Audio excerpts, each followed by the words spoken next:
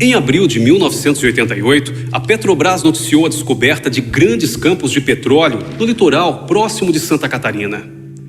Localizados a cerca de 150 quilômetros da costa, na altura das cidades catarinenses de Itajaí e São Francisco do Sul, os campos de Tubarão, Estrela do Mar, Curau, Caravela e Caravela do Sul possuíam grande capacidade de produção. Na época, o IBGE definiu a divisa marítima entre Santa Catarina e Paraná, estabelecendo que os royalties desses campos deveriam ser pagos ao Paraná. Desde então, Santa Catarina trava disputa para redefinir os limites marítimos estaduais para efeito do pagamento dos royalties decorrentes da exploração de petróleo e gás no litoral.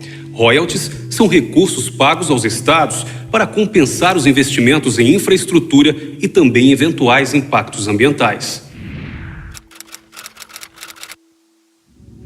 Inspirados no direito internacional, em especial na Convenção sobre o Direito do Mar, os critérios para a definição do mar territorial que compete a cada estado brasileiro para pagamento de royalties foram definidos pela Lei 7.525, regulamentada pelo Decreto 93.189, ambos de 1986.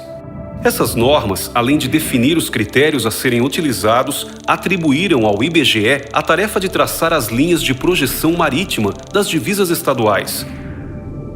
Foram 2 os critérios previstos na legislação. O primeiro critério, que se aplica à maior parte do litoral brasileiro, prevê que, tomando como referência a linha de baixa mar das cartas náuticas, sejam projetadas linhas a partir de um ângulo de 90 graus até o bordo externo da plataforma continental, situado a 200 milhas marítimas do litoral. Por outro lado, há também um segundo critério. Nos trechos em que o litoral brasileiro apresenta reentrâncias profundas e saliências, ou onde exista uma série de ilhas ao longo da costa, não é possível utilizar o critério das linhas de baixa mar. Esse critério não representaria de modo fidedigno o desenho irregular do litoral. Para esses casos, a legislação prevê um método conhecido como linhas de bases retas, ligando pontos apropriados. Os pontos apropriados são coordenadas geográficas representativas do desenho do litoral, utilizadas para traçar uma linha de base reta, a partir da qual, em ângulo de 90 graus, será traçada a projetante da divisa marítima dos estados. Os pontos apropriados foram definidos no Decreto 1290, de 1994, baseado em um estudo técnico da Marinha do Brasil. No caso do Paraná, que possui o litoral com reentrâncias profundas, como as baías de Paranaguá e Guaratuba, e uma série de ilhas, como a Ilha do Mel, Figueira e Currais, entre outras, deveria ser aplicado o segundo critério previsto na legislação. Ligando os pontos apropriados, se formam as linhas de bases retas. É a partir dessas linhas de bases retas que se traça a linha ortogonal, que demarcará a divisa marítima entre os estados. Assim, é a aplicação correta do critério legal para o caso do Paraná.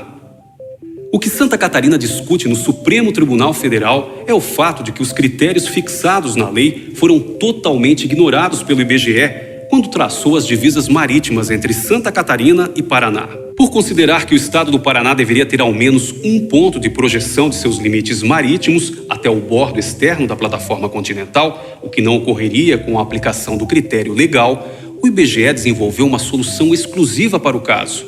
Para tanto, identificou os limites territoriais de São Paulo e Paraná ao norte e de Paraná e Santa Catarina ao sul, e unindo estes pontos formou uma reta.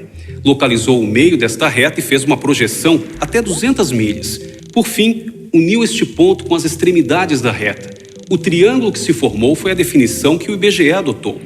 Houve, assim, uma significativa redução das áreas de Santa Catarina e de São Paulo. É visível a diferença entre os critérios. Vamos mostrar mais uma vez. Este é o critério legal e esta é a solução do IBGE.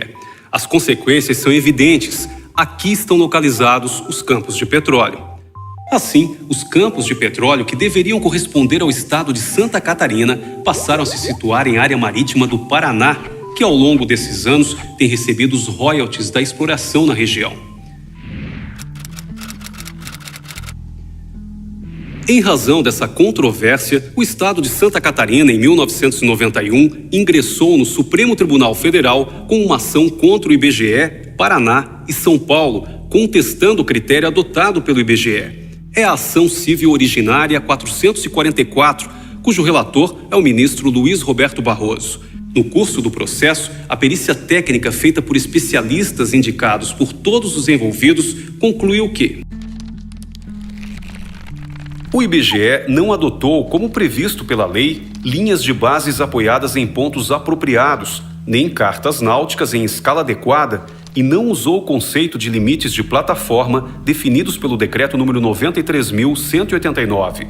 Usou critérios arbitrários para lançar linhas de bases. E o parecer do então Procurador-Geral da República, Cláudio Fonteles, foi muito claro. Assim, evidencia-se a ilegalidade do critério adotado pelo IBGE para a definição da projeção dos limites interestaduais marítimos relativos ao estado do Paraná, em franco prejuízo ao estado de Santa Catarina, uma vez que o pagamento de royalties pela exploração dos poços localizados nas áreas em conflito está sendo realizado ao primeiro, quando, na verdade, deveriam ser feitos ao último.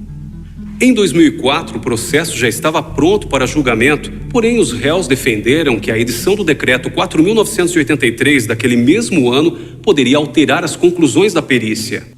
No entanto, nem esse decreto, nem o Decreto 8.400 de 2015 trazem repercussões práticas para a controvérsia, porque não fixaram pontos apropriados no litoral paranaense, não retratando a realidade geográfica do estado.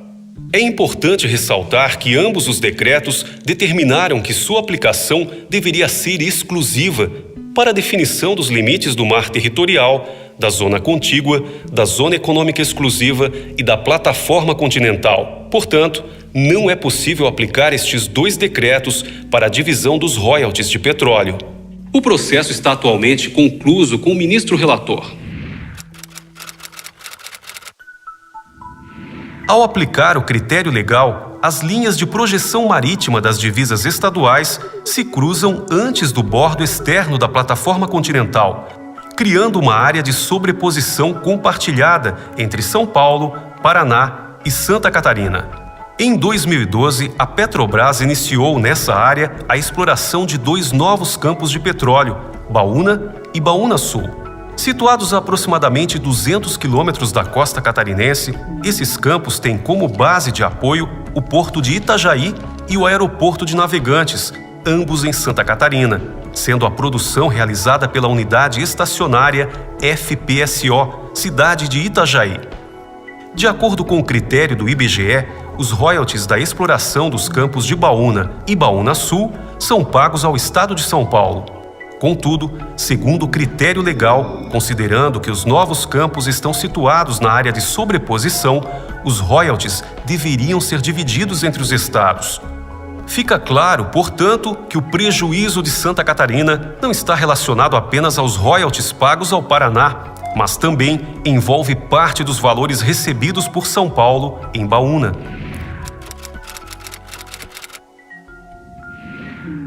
Os royalties em disputa são originários da exploração de petróleo e gás dos campos localizados na costa.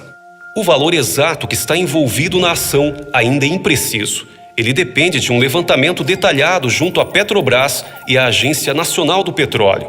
Porém, em virtude dos pagamentos já feitos ao Paraná, o dano sofrido por Santa Catarina, em valores atualizados, chegaria a 300 milhões de reais.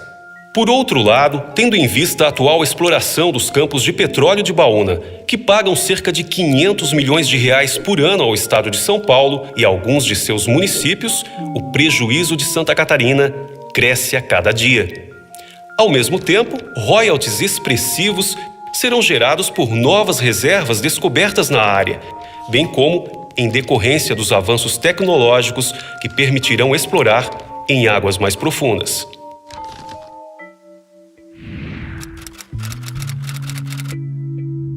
Assim, diante da perícia técnica favorável a Santa Catarina e do parecer do Procurador-Geral da República, que reconhece as razões do Estado, há por parte dos catarinenses uma enorme expectativa de que seu direito seja reconhecido e que a ação seja julgada procedente.